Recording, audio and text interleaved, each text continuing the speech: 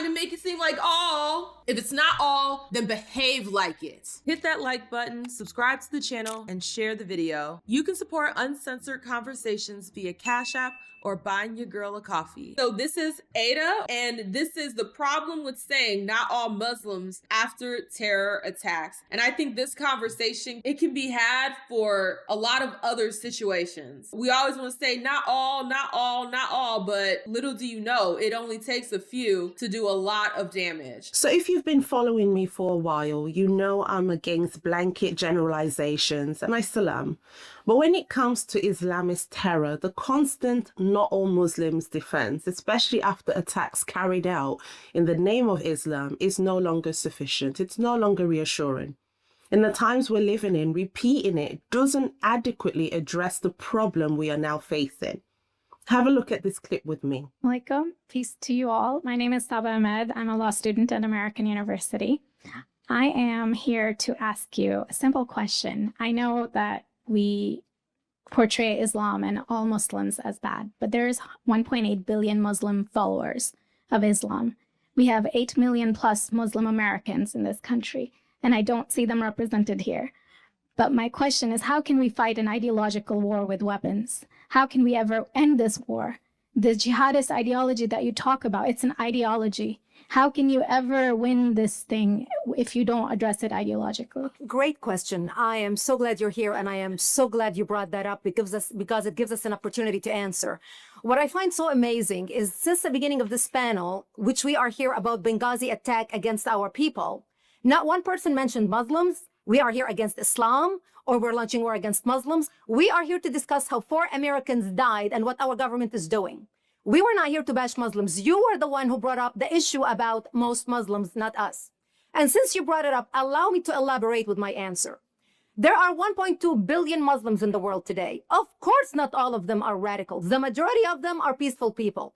The radicals are estimated to be between 15 to 25%, according to all intelligence services around the world. Think about that. 15 to 20% of over, what should say, over 1 billion people or something crazy like that. That's a lot of effing people. It's a lot of crazy individuals. This is why I don't play that game with percentages. Everyone wants to use percentages to try to minimize or make it seem like that's not that big of a deal or make it seem like it's a bigger deal. Percentages ain't ish. Look at the raw numbers. Look at the raw numbers. Stop trying to play these games with percentages. That's a lot of effing people. And that's a lot of people that can do a lot of damage, because think about how radical in the mind you have to be to strap a bomb to yourself and blow it all up in the name of your belief. If that percentage is radicalized to the point where they're willing to just not even risk it all, give it all up in the name of their beliefs, that's effing dangerous. It only takes a few to harm the many. That leaves 75% of them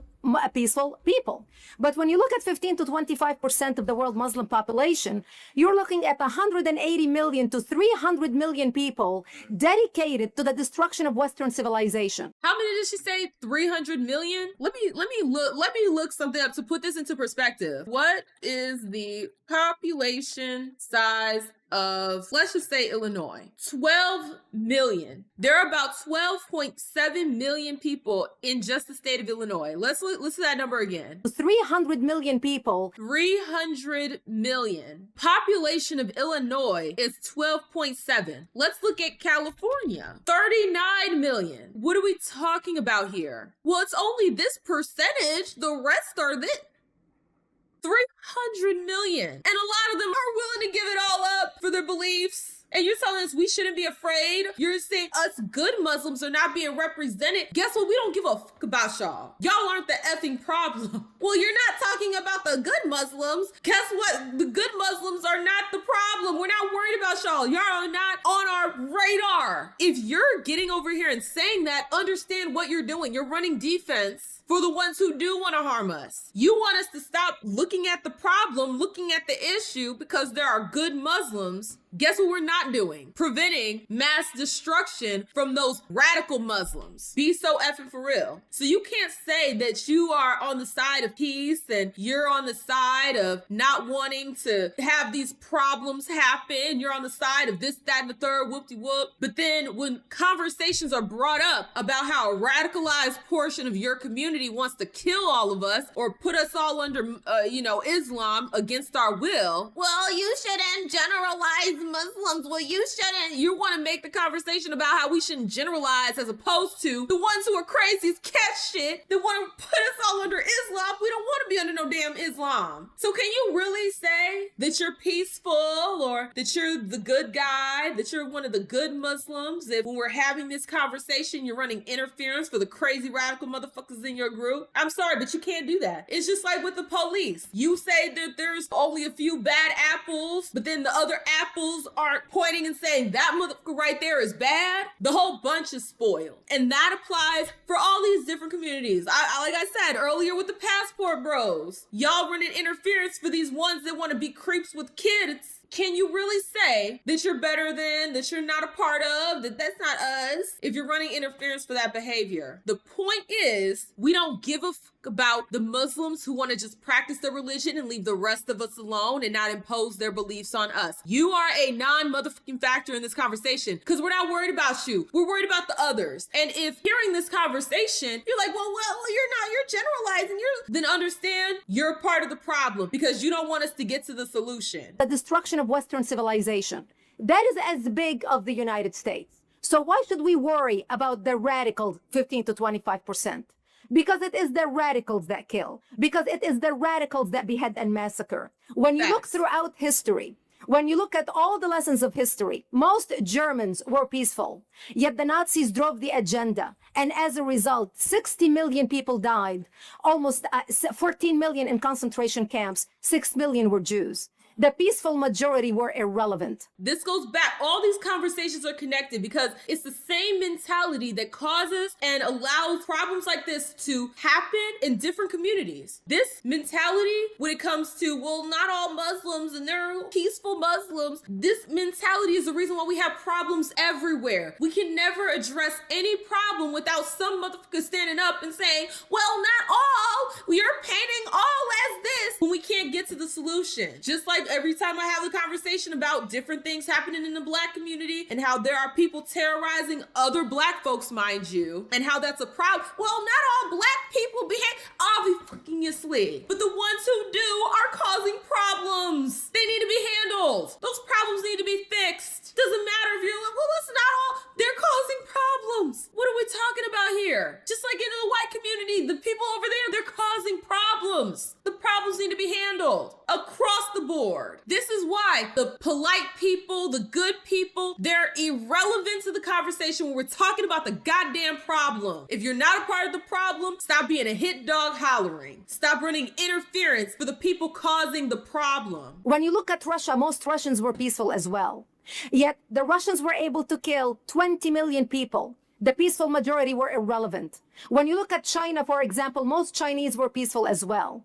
Yet the Chinese were able to kill 70 million people. The peaceful majority were irrelevant. When you look at Japan prior to World War II, most Japanese were peaceful as well. Yet Japan was able to butcher its way across Southeast Asia, killing 12 million people, mostly killed with bayonets and shovels. The peaceful majority were irrelevant. On September 11th in the United States, we had 2.3 million Arab Muslims living in the United States. It took 19 hijackers, 19 radicals to bring America down to its knees, destroy the World Trade Center, attack the Pentagon, and kill almost 3,000 Americans that day. The peaceful majority were irrelevant. So for all our powers of reasons and us talking about moderate and peaceful Muslims, I'm glad you're here. But where are the others speaking out? And since you are the only Muslim representative... So we are at a point where terror attacks in the West are no longer rare and no longer surprising. That is sad and a very scary place to be. It's nearly Christmas. We've just had the Australian terror attack, and there are people wondering if any other Christmas markets across Europe might be targeted. The rest of us have to live in fear because you don't want us to talk about Muslims as a majority. Why are you trying to paint all Muslims as this? The rest of us got to live in fear because you don't like the narrative. Fuck you. People lose their lives over people within your group, and you're worried about the narrative. F you and the clique you rep. And if you are here to tell me that you're one of the peaceful ones and you don't agree with it, but then every time the conversation comes up, you need to interject, not all Muslims. Clearly, we're not talking about them. We're not talking about them. We're talking about the crazy ones. Shut the hell up. The problem exists. The problem needs to be fixed. I'm not going to sit over here and waste time with the not all folks in the crowd. All this wasted time dealing with the not all. Stop making it all. Stop trying to make it seem like all. If it's not all, then behave like it. Call it out your damn self. If anything, you should be the loudest ones in the crowd because guess what? They're making you look crazy. They're making you look like a terrorist. They're making you look like a liability, like a threat. So if anything, you should be the loudest one in the room condemning that shit.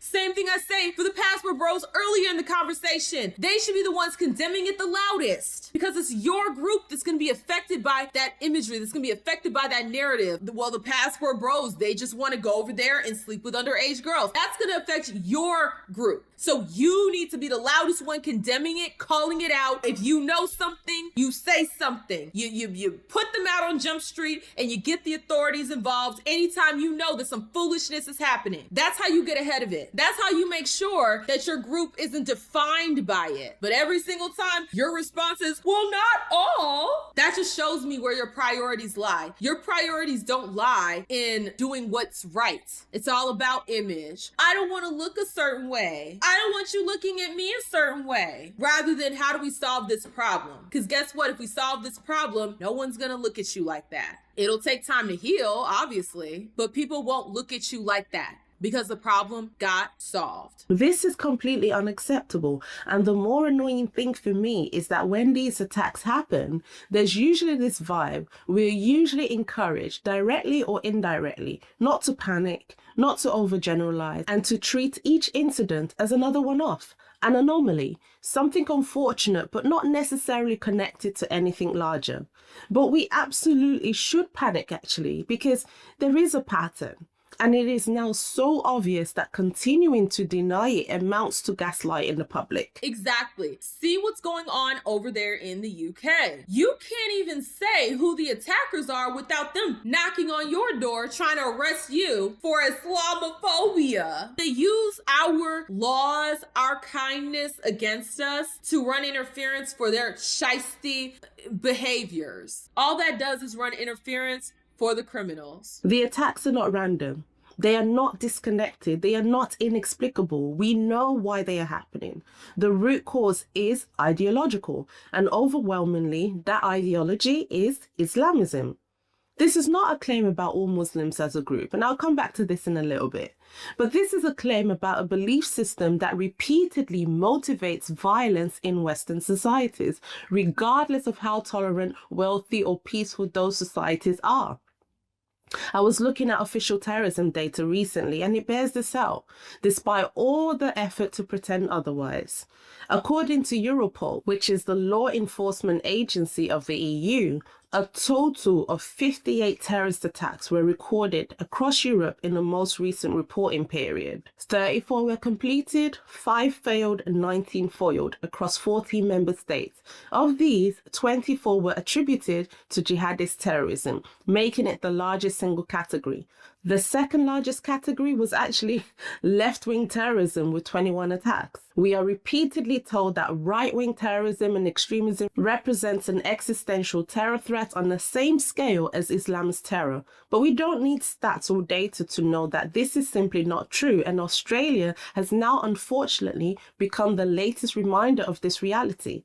So as you all know, on 14th of December, a mass shooter attack took place at the Hanukkah celebration in Archer Park near Bondi Beach in Sydney, Australia. The event was a public Jewish community gathering with hundreds of people attending. Two men, a father, 50, and his adult son, who was 24, opened fire on the crowd. They used multiple firearms and fired dozens of rounds in what quickly became Australia's deadliest mass shooting in nearly 30 years. Isn't Australia a no-gun country? I don't think you're allowed to have guns over there. Criminals don't give a fuck about the law. That's the whole point of being a criminal, is to not give a fuck about the law. So you make all these laws on your average everyday citizen to not have guns, but then boom, the people who are law-abiding that want to just protect themselves, you leave them ass out. And then what? Criminals don't care about the laws. That's the whole point. So you can have all your tight gun laws. They might thwart your average law-abiding citizen that for that moment wants to break the law, sure. But en masse, criminals are gonna get guns. They're gonna have guns available to them. Think about those videos that we saw with Tyler Olive Oil, and they were pulling these big-ass guns that you shouldn't even be allowed to have, even as a law-abiding citizen. They're pulling them out of backpacks. Let's be so for real. The attack was treated by authorities and major outlets as an act of terrorism linked to the Islamic State ideology. Yet I didn't really see this moment being used to confront Islamist ideology directly, head on. The response quickly shifted to tackling gun control and vague appeals to community cohesion. And the gun control one is actually so stupid because terrorists will use anything to inflict terror. Honestly, these politicians are so bad at reading the room. And then like clockwork, I started seeing the not all Muslims talking point on social media. That is a deflection. Well, it's not all. Why are you more concerned with how it's not all and not addressing the ones where it applies? Shout out to this good sister. This was a really good video. Definitely go show the good sister some love. This was a wonderful video. Shout out to this lady right here. I'm not sure who this lady was, but she cooked. Okay, she cooked. She did not leave a crumb. Everything she said here was facts.